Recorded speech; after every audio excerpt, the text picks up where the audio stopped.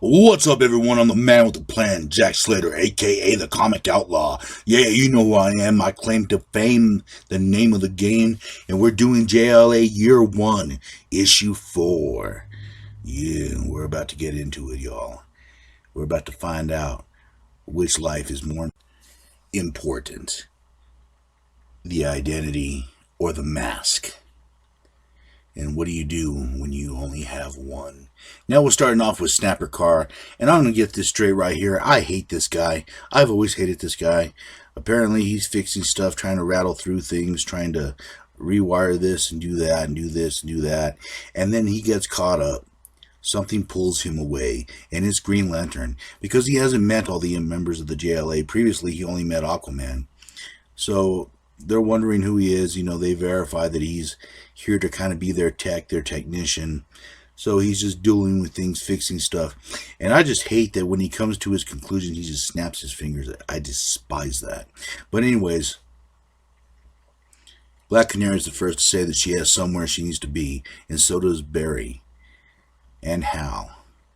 And as well as John Jones. He has an identity all to himself as a cop. But Aquaman has nowhere to go except to take a swim.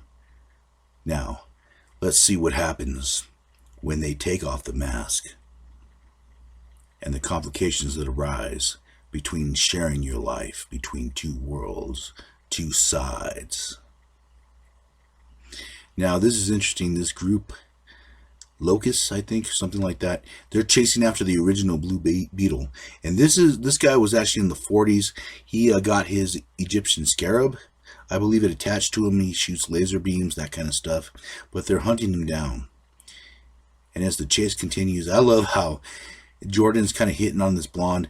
And keep in mind, Ferris kind of sicked Jordan on this blonde, so he's hitting on her, showing her the rope, showing her the stuff, you know. And I love how the mechanic's just like, you know, if you want the scoop on Jordan. And what happens, you know, and he just seals his mouth off, you know, and he's just kind of hitting on her, you know, kind of doing what he does best. And Ferris is mad. She shows up, hell, Jordan.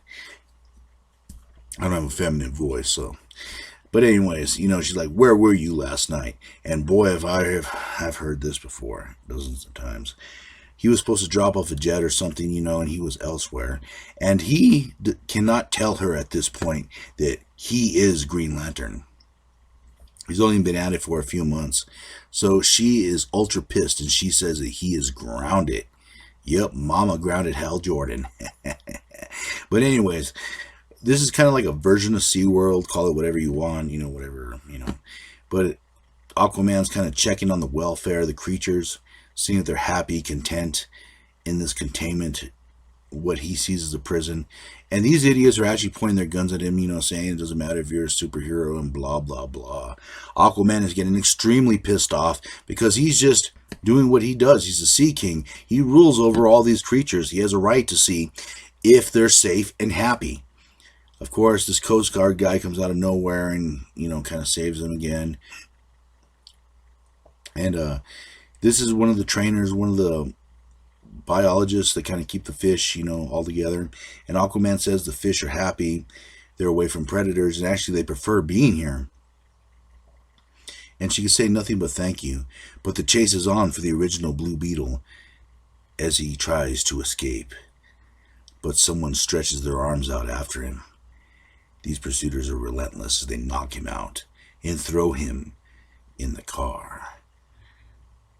For Locust, this Black Ops group, to have their way with him. Meanwhile, the Flash races to go meet Iris.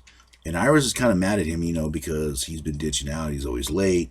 He shows up at the house, and, you know, she is basically at the end of her rope with him. You know, if he doesn't have something going, she's just going to walk out right now. And this is where superpowers, super speed powers come into play. He just does everything right away. Boom, boom, boom. Turkey, salad, bread, laying out the table, pouring the wine, lighting the candles, and of course, changing his attire.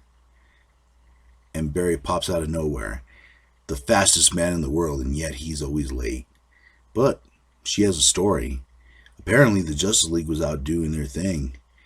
And this is their first mission with Starro, and she has the pictures. They published the story, you know. This just recently happened, and she kind of already knows that he's the Flash. This I love right here. Black Canary going home. And they all call her Junior. And I love that term. And this is the JSA as they are now. Older, you know. And I love how Alan Scott, the Green Lantern, kind of says you're passing on the torch. You know, everyone's talking. And this is a small little moment between Adam and Ted Grant, a.k.a. Wildcat.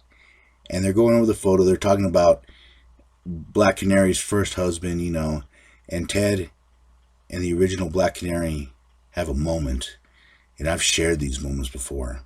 A silence. A secret. Something she must tell the new Black Canary. But what is this secret? What is this revelation that will shake the JSA even now? Well, I guess we'll have to find out to the next issue, huh?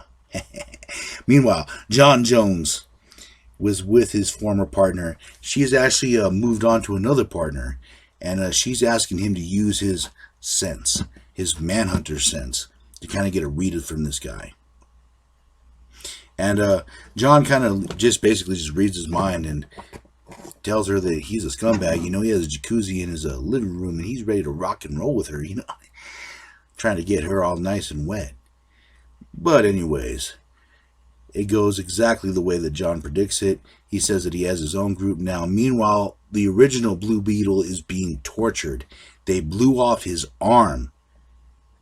Literally, they blew off his arm. And this creature, this clone they're developing, or whatever it is, blows up from the pain. So they're genetically trying to create their own superheroes they can control. But they found new allies in Mansour Mallah, the Brain, and Madame Rogue. And how will these new allies help, Locus?